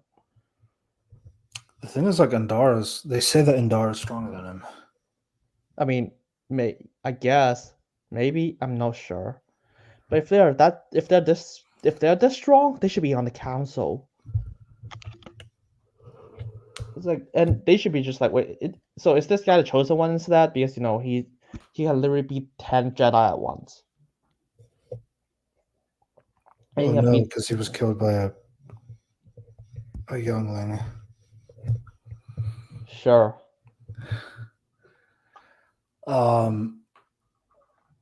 mean, so the main thing here is that what do you call it?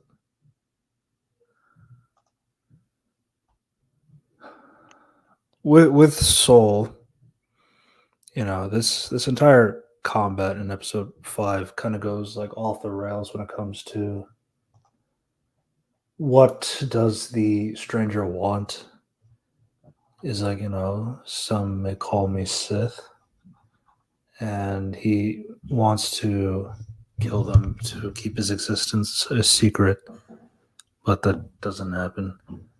And then you see that this guy is really good at killing even without a weapon on hand.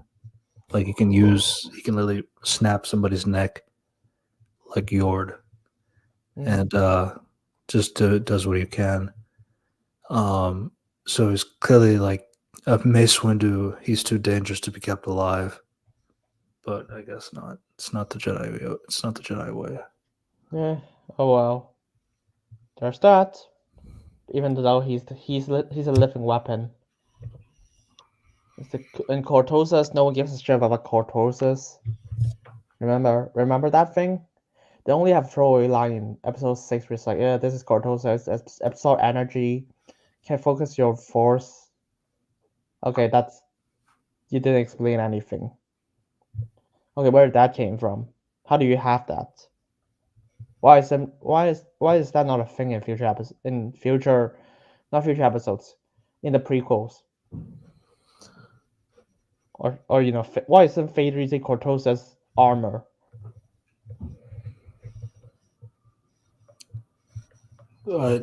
Actually, some of this information does exist. It's just in EU. I mean, which is you mean the thing that Disney just decanon, so that they This can is have like the sequels? they do have some of it um, among it. I mean, EU still exists for some capacity. I'm not gonna play fast and loose about that. So, it's I'm not gonna refer to third party materials like Cortosis, done, bye.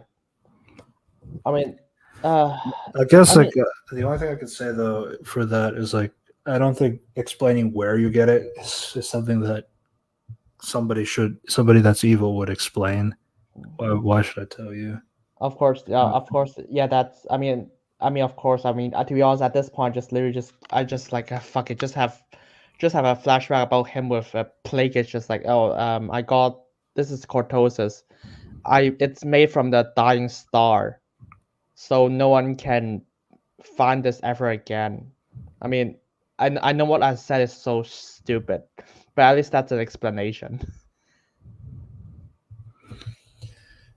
That's kind of the other thing too. Is like Plagueis is in the season on the planet that Osha and Stranger were in the entire time. So I really don't know how like the things like the rule of two apply. Is the Stranger going to die so that Sidious can come up? Probably, but when is that going to happen? We don't know. And then yeah, obviously they brought back Master Yoda, but like just for a back shot pause.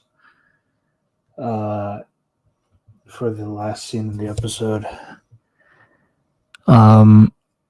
Obviously setting things up moving forward, but not really because we don't know if it's confirmed or not. Yeah, I don't know. It's like if they have a season 2, they just gotta do something with it. Maybe if there's no season 2, it's just gotta be like she's gonna tell him everything. Because that's the implication. So it's gonna lose and it's a lose anyways. It's clearly they just want to tease a season 2. They just want a season 2. I mean, I don't know what story they got to tell now. You killed off almost every single character. Are you gonna have Yoda? Is Yoda gonna be a main character season 2? Because Yoda could not die until the Return of the Jedi. I mean, the other problem too with that is like, I mean, they had Leslie had this entire thing about like how Yoda cannot be a part of this because they need to make it, care about these characters and not think about Yoda, and that Yoda's at the end of this episode. So it's like, so he has to be important for the next season then. Yeah. Is he still not going to be important in the next season or not? So it's like, that's kind of the problem. Probably not at this point. Master Yoda, man. I mean, they also. Here's the thing. You remember the Manny something. What's it called? Manny. The character who played the actor who played Smilo said that he doesn't even know Plagueis is in the show. When he read the script, he has a script. He doesn't even know Plagueis is in the show. That has to be a reshoot. The thing is, like, so I guess to be fair, that kind of thing is because he's not in the scene because the shot just kind of like zooms in on in a cave and you see Plagueis coming out of it. So it's like that's not something that the actor needs to be on set for because he's not gonna know. So like that's something that they could have just edited in using green screen and all this stuff. Because I doubt they casted an actor for Plagueis. But yeah, I mean, it's still kind of evident that like clearly, like I don't think any of the cast members knew that this was going to happen. It's just something that happened in post. Yeah, I mean, people theorize the Martian Manhunter's got Plagueis. No, he's just got the Martian Manhunter and Supergirl. No, he just played a random senator, and he's basically just an idea for Leslie how to spit it. Just like Jedi are a cult. I hate them. They're evil. You have to keep your powers check. Yeah, we get it. That's your point of view. You're going to be the downfall of yourselves. Fuck off.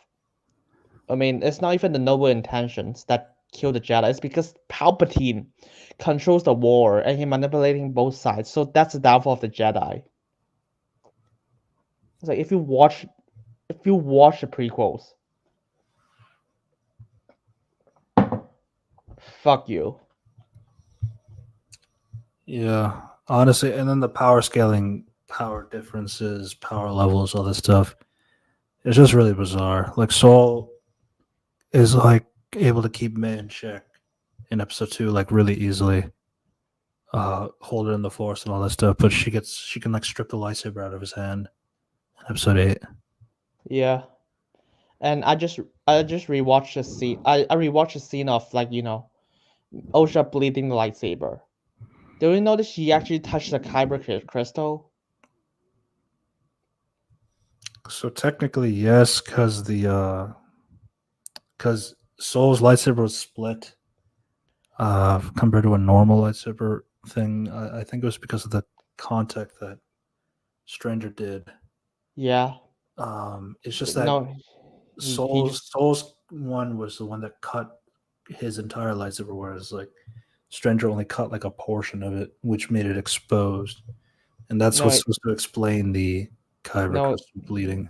No, it's because May throw the lightsaber and he hit a rock. That's why the lightsaber is exposed.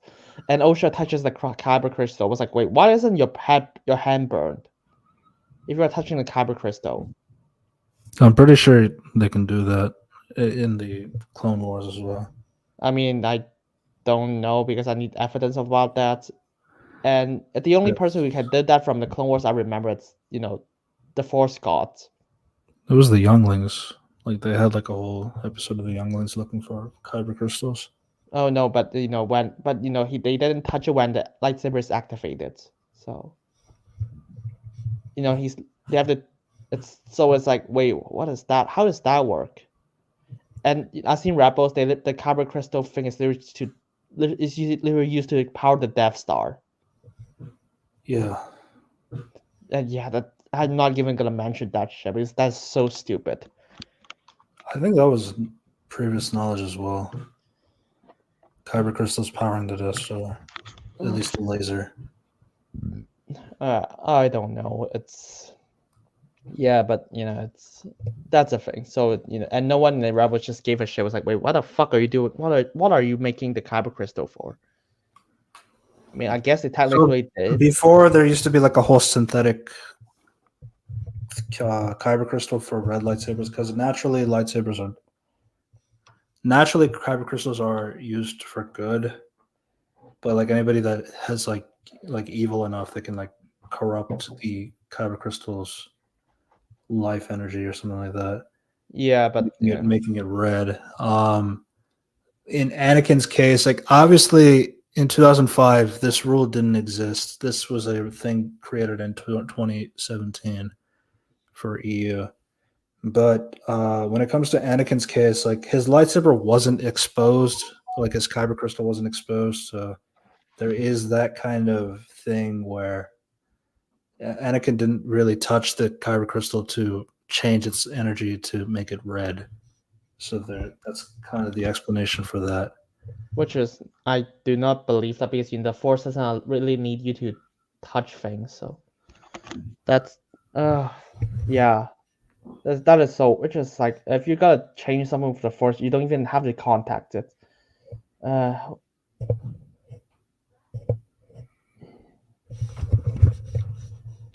think this last portion, let's kind of Yeah, compare the Acolyte to other shows. yeah, we talked about a lot of it. It's like, which we didn't discuss. So let's say this Andor is definitely better than this show. Yeah.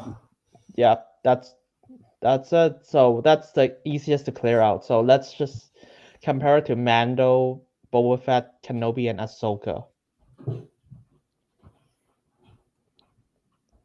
Um, I think Mando is better than this. I mean, at least season 1, season 2 is better. Season 3, I'm not sure. No, I know act season 3 goes into nonsense. Um, yeah. I mean, to be honest, they do I have their think season 1 and 2 are passable. Like, yeah, it's not good, but like you can still like go through it and not rip your hair out. yeah. To be honest, if I rewatch it, I probably won't even like it. But I only seen it once, and I'm gonna keep it that way. Season 3. Um, it's weird because they have the Mandalorian perch, which is like this is in Boba Fett, and See, like I feel like this commentary is kind of go when people say, "Okay, now the show got bad," which was in the case for Mando season 3, The Boy season 4, foreshadow yeah, something else. Uh, okay, now this show got bad. Is like I think that's a good indicator of like, okay, if the masses don't like it, then it's really not good. yep. To be honest, it took them a while to learn that Phase 4 is not good. Do you know which movie starts that? Which thing started that? Phase 4 in particular. Yep. Um, well, it wasn't. It's not Multiverse of Madness, even though it should have been. Yeah.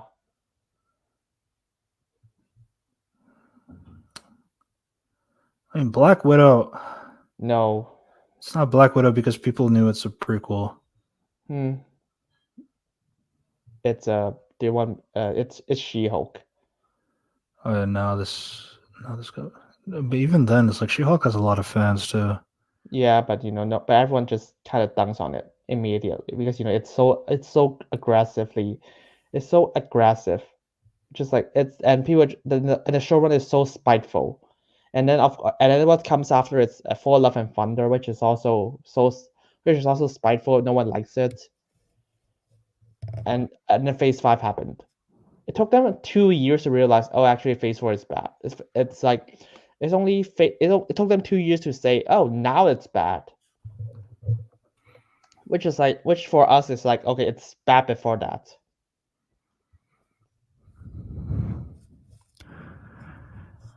Yeah, I mean, Mando season 3 is the one that has Jack Black and Lizzo Yep, in charge of Mandalore. fuck, Lizzo, the person who quit singing. She sexually harassed a lot of background dancers, by the way. Yeah.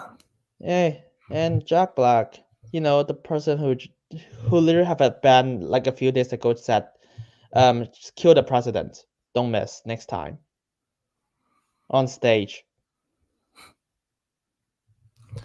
And to be honest, I kind of just after that, I just kind of don't even care about them anymore. Yeah, it's unfortunate. I know Jack Black is a big meme. Yep, and I really like him as Poe and also School of Rock. It is what it is. And Yeah. Yeah. but Mando season 3 definitely is a tank. But I don't think it's. But to be fair on the Acolyte, I don't think it's fair to put a 3-season show in comparison to season 1 of Acolyte, where it could get better. I don't think so, but there's Yeah, that yeah, leeway. But I do think Mando season 1 and 2 do enough to overpower the Acolyte. yep. I mean, those season 1 and 2, it's Season 3 of Mando, they have like they have all the, so they make like Moff Gideon make clones of himself and yeah. put himself in the body armor, like Beskar body armor, Fucking and Iron Man. yeah, like Iron Man villains, And like and essentially. he used Beskar to crush Bo-Katan's Beskar lightsaber hill. Yeah, but it's like it still works anyway. Yeah, that, and and it doesn't crushes her hand. Yeah, and all the Beskar, like you can still stab through it like with a normal lightsaber, and it still kills all the robots, even though they've shown us before that's not how that works. Yeah, you can apparently shoot Beskar in season 7. Like, not season 7, that's episode 7 with Beskar troopers. And which is also Ahsoka, which is also something happening at Ahsoka season episode 5, which Ahsoka literally just stabbed through Beskar.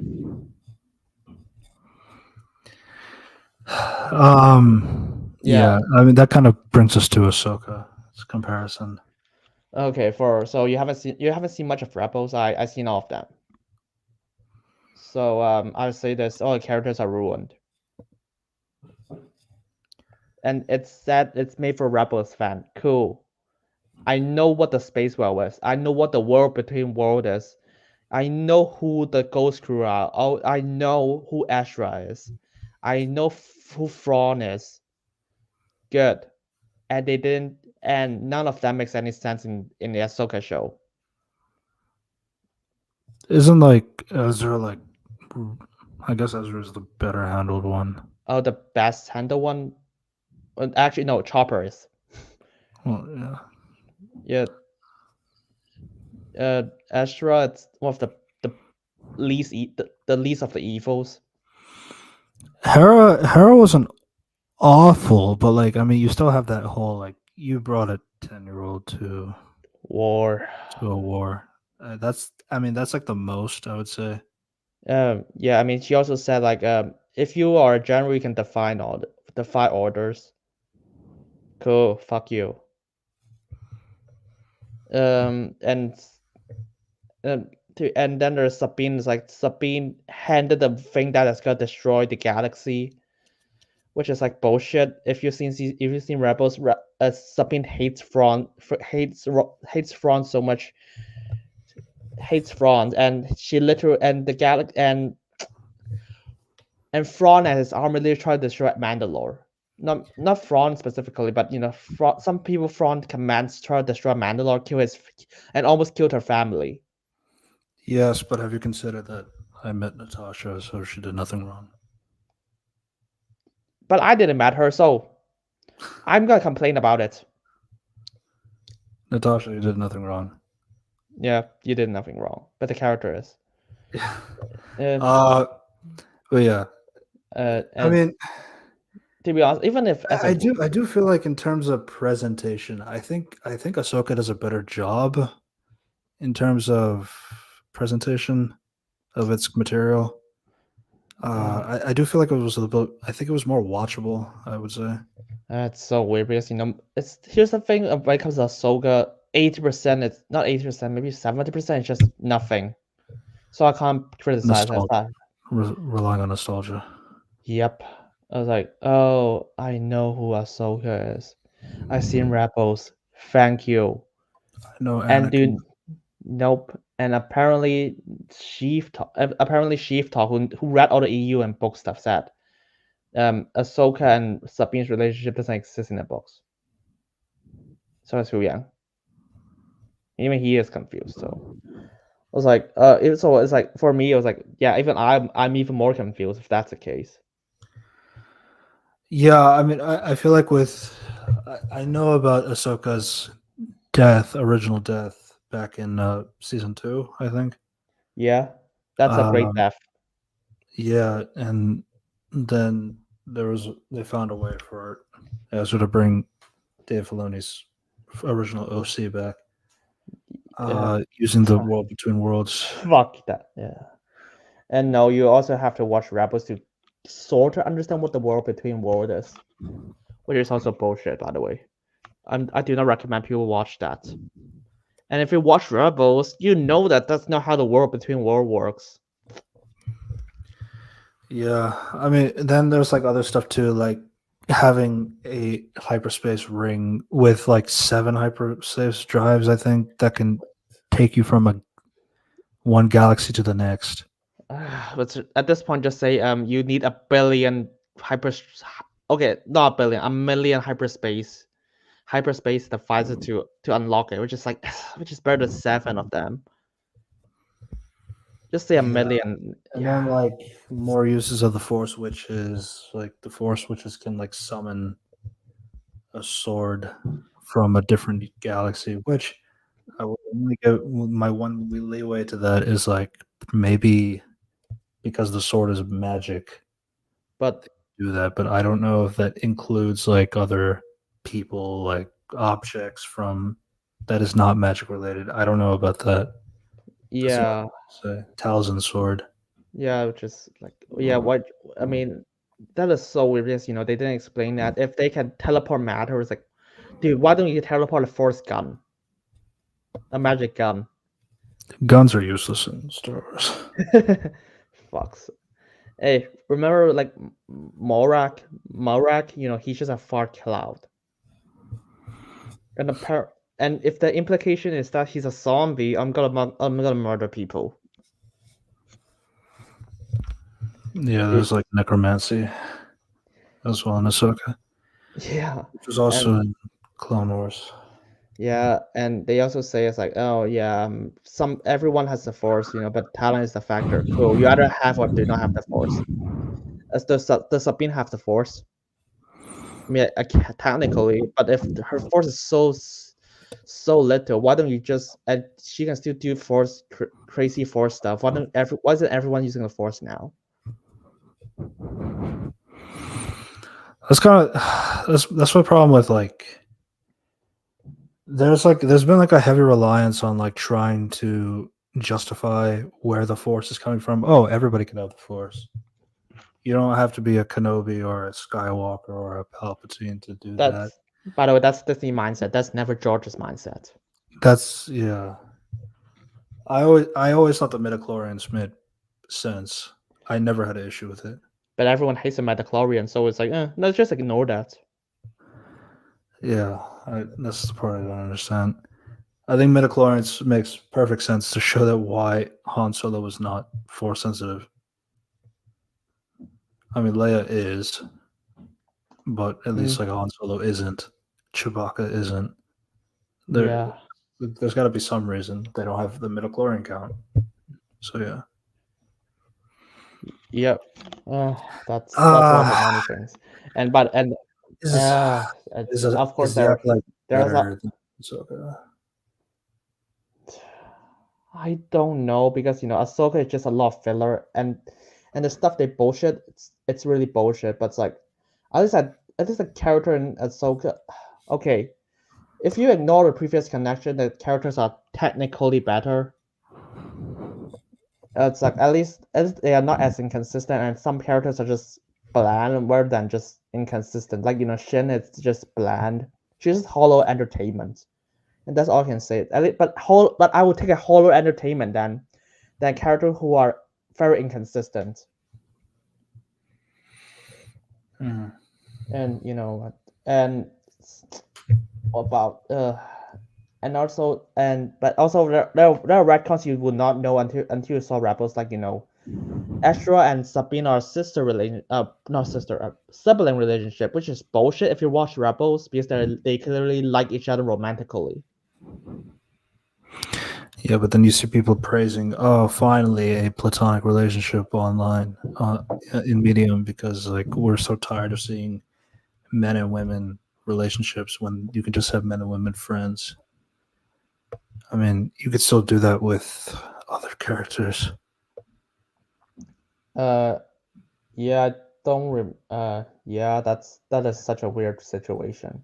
Because I mean, you know, like I've seen people praise Aquafina's character because like she wasn't for Shang-Chi. Oh, So because like it's so great to see a man and woman be friends and not in a relationship. Let's be honest, nobody wants to see Aquafina as the girlfriend. Like like if we're being completely honest, like nobody wants to see that. nope, not a single And soul. it's very clear that the producers and the showrunners, like I mean the movie creators were also believing that as well. So that's why it didn't happen. Yeah, that's actually logical. I mean, to be honest, it's not like we don't have that in the MCU. Oh wait, Clint and Tasha is clearly that. Yeah, but they Uh, definitely had sex before, to be fair. I mean, who maybe, says you can't do that? yeah, You can maybe still be not. friends. Yeah, and Well, I yeah. mean, but to be honest, the more nuanced it's they have sex before, but they are still friends until now. You know, imagine that show did that. Oh wait, Andor did that. You fucking morons. Uh, Acolyte and Kenobi. ugh. Kenobi Kenobi is I hate Kenobi the most, but I don't know if it's like the worst. I don't know either. Objectively. I just hate Kenobi the most. You know, I kind of just hate Kenobi as much as Ahsoka because I've seen Rebels, so Yeah. that's a reason. And Well, what I hate about Kenobi is like Ahsoka's, I guess, somewhat benefit is like it does take place after these events of like some shows and movies and stuff like that. So you can kind of like play around in the sand for that, like in terms of what you want to do with these characters. I think with Kenobi, it's like the problem is like you have a set guideline of this is what the character was doing for 19 years. He was on Tatooine protecting the boy. yeah, But then you decide to what if we just don't do that? What if we have Obi-Wan fight Darth Vader again because we want people to remember that from before? And it's like um, and that's kind of like more insulting to me as of right now. I guess it's because like you have a set thing between episode 3 and 4. You can have a story in between, but I think the story they went with is like really bullshit. you know, I mean, you can just fight. You know, Obi-Wan can just fight Anakin as an illusion. You know, just a figment of his imagination. You know that you can do that. Just saying. I mean, yeah, I mean, I know like a lot of people had a lot of like, oh, maybe we could see a Clone Wars scene in Kenobi, but using like Hayden and Ewan as that. I mean, which could have been an interesting idea if they wanted to focus more on him and Tatooine and remembering things from the prequel era, Clone Wars era that they could have implemented. I mean, they only have one scene for that, and that's a cameo in episode 2. And that, well, I mean, they kind of had it the flashback in the in Coruscant where there's no cars or flying. Yeah.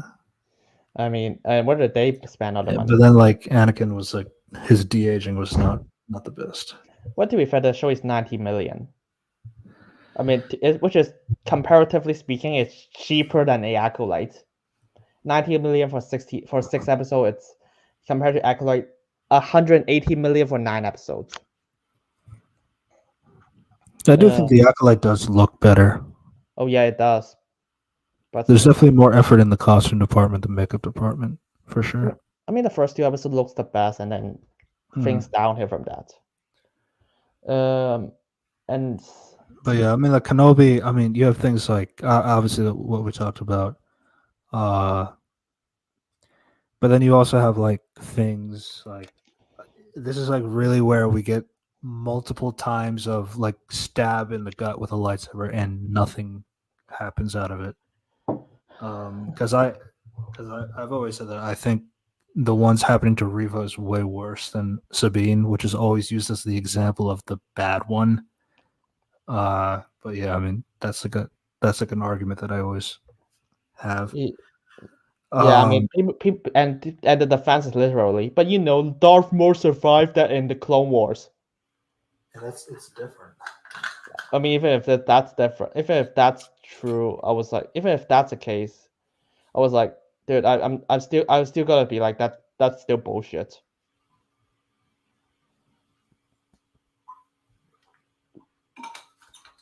It's, I mean, if I have questions, it's like when I heard that, I was like, you sure? But oh well. Uh, uh, and also, of course, they rule because I've seen Rebels. I'm gonna say this. I have no idea why the Grand Inquisitor and the third brother is acting like that. Yeah, I mean, I they mean, should have gone Jason Isaacs, man. yep, and even that was like, they literally just have the Grand Inquisitor in this show. It's like they just want they just want recognition, stuff like that, which is like, no, that's not his motive in Rebels, but oh well. That's what I'm saying. I feel like it's because I know Rupert Friend, who played Inquisitor in live action, he said he didn't watch the Rebels thing. He just kind of did his own thing, and you can really tell. Cool. If this is an adaptation, that's not canonical with the books or the other show. Yeah, and then like Jason Isaacs wanted to do the role. They just didn't ask him. But they asked him again in the Tales of the Empire. Yeah, I don't understand. Yeah. Yeah, that's one of the that's one of the many problems in Obi-Wan. Yeah, Uh,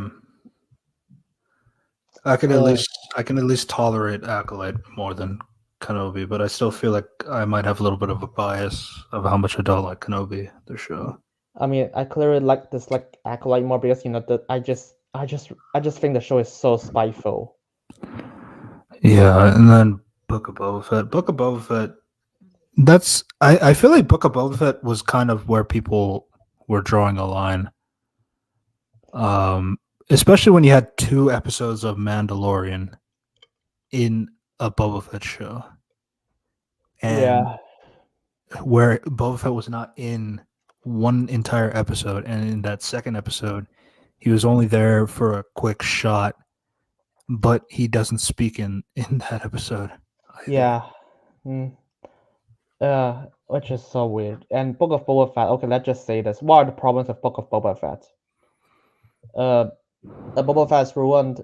Cool. He's not okay. He isn't that much in the original movie. So yeah. Boba Fett is ruined. He's just not honored. He's an idiot. He just forget things. To be honest, I just wish Tyrone Morrison has a better story than this. Even he is like, fuck, I do not like the character talking too much. And I do not like the Mando stole my show. Yeah, and then Cad Bane. Yeah. So, what is Cap? They just literally just have Cap Bane appear and just died. Cool. Why don't you just make that entire season?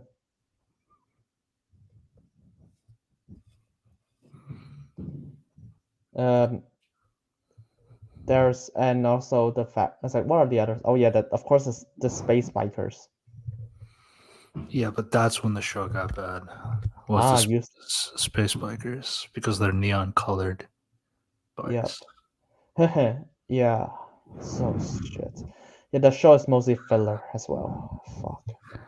That's kind of the other thing too. It's like all these shows are kind of like filler except for Andor. Yeah.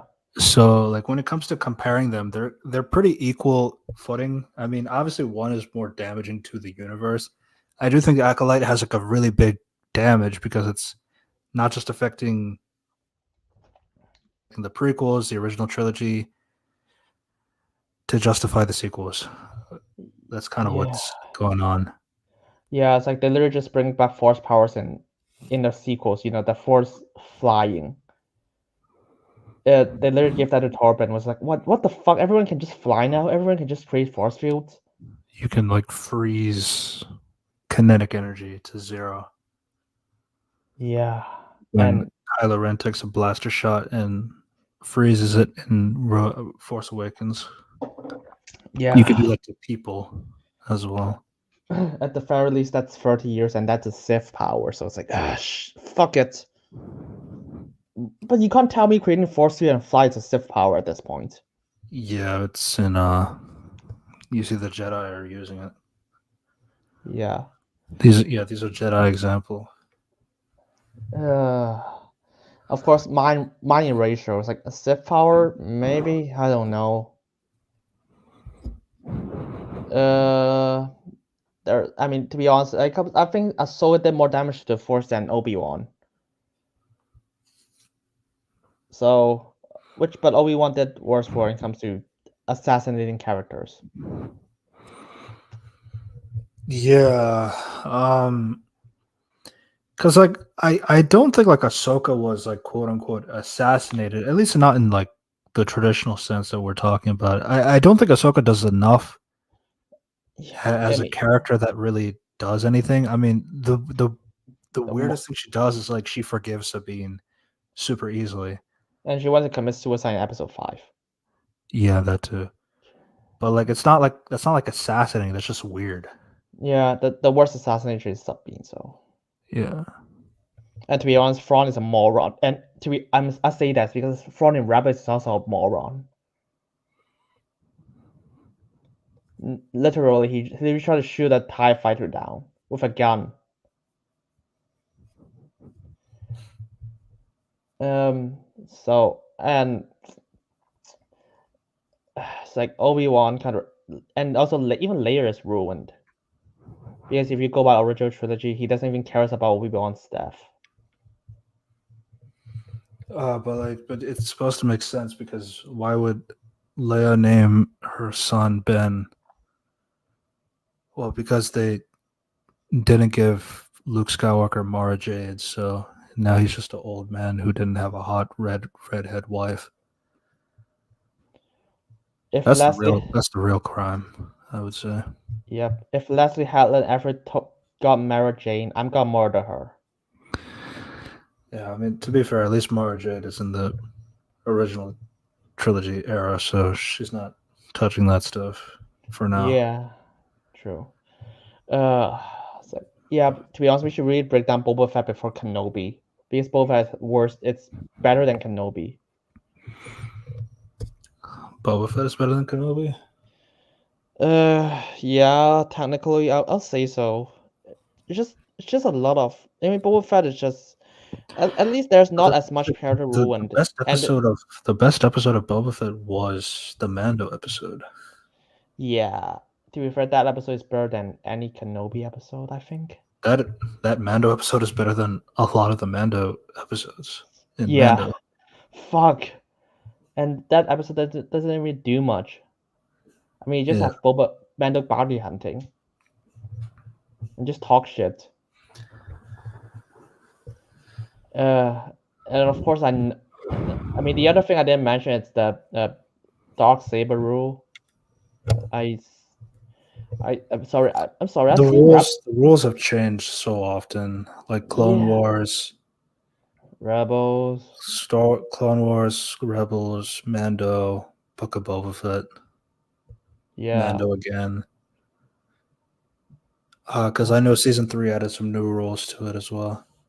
Yeah, apparently, literally, race Rebels. You can just like, dark saber, get it, done. Yeah, but then they made this whole thing like, you need if you have the dark saber, you are the ruler of Mandalore. The reason why that's kind of dumb because like Darth Maul took in Clone Wars, he took the dark saber just because he was cool. That was it. That was the only reason. He just thought it was cool to have it, so he just took it. That didn't make him the ruler. That he was already the ruler because he was the best fighter. Yeah. And now they have this whole thing. You need to kill the opposition, but then Mando does like a bunch of leeway things, like where I think in season 3, like basically the way that Mando gets out of the ruler Mandalore is because like they were fighting a monster. The monster defeated Mando, but then Bo-Katan defeats the monster herself. So they were saying the loophole is that because Mando lost to the opponent that Bo-Katan beat, that means that's like tangentially related that Mando lost to Bo-Katan. Which even So that's why seems Bo-Katan is now the ruler of Mandalore. fuck off. Why? And by the way, even Mando season 2, I was like, oh shit, you have to beat the opponent. I was like, cool. Can you just do it like MMA and wrestling? Stage it. That was like everybody kept saying like, oh, but it has to be real. It can't be like you guys plan it out. Oh, I'm gonna lose. Like, no, it can't. You can't do that. You need to legitimately lose to me. I mean, cool. Just have them fight, and Mando just goes easy on Bo-Katan. Or maybe just have Bo-Katan be a better fighter. I don't know. Yeah, It's not the craziest thing in the world. yeah. Just have them take off the armor. Just have a boxing match. I mean, Within the religions. fuck. That's that I didn't thought of that. They don't even have to fight with a weapon. So, But yeah. yeah, Boba Fett, man. Yeah, just it's a lot of discussion of the Star Wars when it comes to law breaking. Yeah. I mean, I guess the thing about Star Wars in general is like you kind of just have the next product, and you kind of just go from there. Yeah, Uh, Skeleton Crew is on its way. I think yeah, it should be better. probably can't get. I mean, I'll say it can't get worse, but they find a way. Yeah, I mean, the only thing I'll say is like John Watts. I mean, we like him. Sure, I know there's like a discourse depending on your views on MCU Spider-Man, but we like him. Yeah, we like him. I just don't like Dave Filoni, who's producing the show. Dave is the executive producer for Star Wars moving forward, so he's going to be everywhere. I hate him. Yeah, so yeah, we should really get back on Obi-Wan and Acolyte, which is better. Fuck. Um, Uh, I don't know, man. I don't know. yeah. There's so many problems with both of the media. I mean, aside from just Obi-Wan, Kenobi does more. Kenobi hurts the original trilogy, which is like I feel like it'll be more damaging because the original trilogy is the good one. So yeah, like having it hurt the prequels and especially the original trilogy along with it, I think that's just what makes it more severe in terms of its damage. Whereas like with Acolyte, it does hurt the prequels, which leads into the original trilogy. It leads into the sequel trilogy to a degree. So it's like, yeah, it hurts more moving forward, but I feel like Kenobi's like it's more malicious because like you chose to put it in this time frame very close to the original trilogy, and you completely destroyed the original trilogy in that aspect. I feel like that malicious aspect of Kenobi is kind of why I put it so heavy for that thing. yeah, which is that is, and even that was like even the prequels has some breaking the OT moment with like force powers and shit. I was like, here's I can do force mind killing. I guess that's Yeah, the thing. then there's like the whole technology disparity between the prequels and the original trilogy. Yeah, and Obviously, due to the generation of technology, movie technology wise, but yeah, it is still a little bit noticeable. mm, it is. And Obi-Wan's supposed to be one of the best Jedi, and he's like, oh, so he should be able to do all of those shit. I mean, to be honest, that's also break Obi-Wan's fault, which Obi-Wan also did that because he also invented that Kenobi is able to launch rocks like some anime shit. But yeah, I think ranking this is kind of hard. Andor is at the top. easily. I still don't know what's second. Probably Mando. It's probably Mando. Even though Uh, season 3 really drops it farther, yeah, um, but I think Coco. season 1 and 2 are strong enough. Yeah, Not strong, but like okay enough to like keep it high. yeah. Um, there's. I mean, afterwards, I probably put Book of Boba Fett, Book of Boba Fett, Ahsoka. Yeah, Ahsoka, and Kenobi. yeah, and Is then Kenobi really the worst show though? I think Acolyte's worse, to be honest. To be honest, I think the Acolyte has the most inconsistent character in all Star Wars, with May and Osha. They just flip morals every episode. Literally, May just like, I hate the Jedi. Episode 4, I want to turn myself in. Episode 5, I hate the Jedi again. Episode 6, I actually want to kill Soul. Oh, yeah, and she didn't do it in episode 5. Episode 8, I do not watch Yeah. The episode. Acolyte is the worst show. Yeah, and Osha, I mean Osha as well. She has the most inconsistent. It's like she has the most inconsistent moments of the entire Star Wars saga, if you ask me. Reva's pretty strong. To be honest, after the more I think about it, I think Riva's better than both characters. Yeah, I think Acolyte is the worst show. Kenobi is still my most hated show. Yeah, Hated product, yeah. I hate Obi-Wan, Kenobi, and the Ahsoka is the same, but Ahsoka is probably a tad bit better, just a tad bit, or to be honest, or maybe they're just as bad as each other. Yeah, I think it's as bad because I think Ahsoka, including the whole space wells, not just that, but also 7 hyperdrives can take you to another galaxy. And as a world between worlds, But yeah, that's more like world building, particular stuff.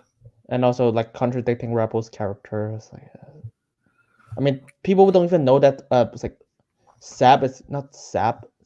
Sab is a member of the Ghost Crew. If you never watch Rebels, you will never know that.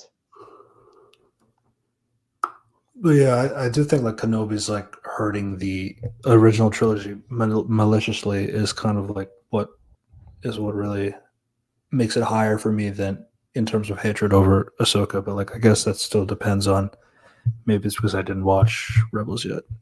But to be fair, I haven't seen Clone Wars. If I've seen Clone Wars, it's probably just gonna contradict Obi-Wan. I mean, I didn't see a lot of Clone Wars. I've seen some of it. I remember. I realized I've seen season 7 of the Clone Wars and a few episodes before that.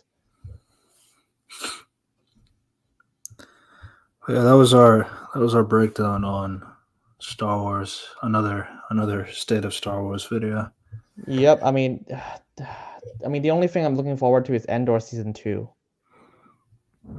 Yeah, there's some time before that drops. I'm happy. Maybe we gotta have the Ray movie. Maybe that would be good. Just kidding. It won't be. Yeah, I do know that like the director for that is also getting a similar thing where they're getting a clip out of context. That was for a different project, and then people saying, "Oh, it's about making fun of Star Wars fans again," even though it's not. But Yeah. To be honest, the yeah, more. I Yeah. hate when that happens. But yeah, But to be fair, she directed Miss Marvel, so the movie is gonna be great. Do you love Miss? Do you love Miss Marvel? no, just because I'm Indian, that doesn't mean I should like the show. I mean, I'm Asian, and I hate the Shang-Chi. Yeah, And of course, maybe we'll remember that Anakin blow up the Death Star. maybe. Maybe to be honest, I mean, at least Daphne Keane said, "Oh, shut up, shut up." Literally, he tells him to shut up about it. Yeah. So yeah, we'll see. We'll see you next time, guys. Bye. Yeah. Bye.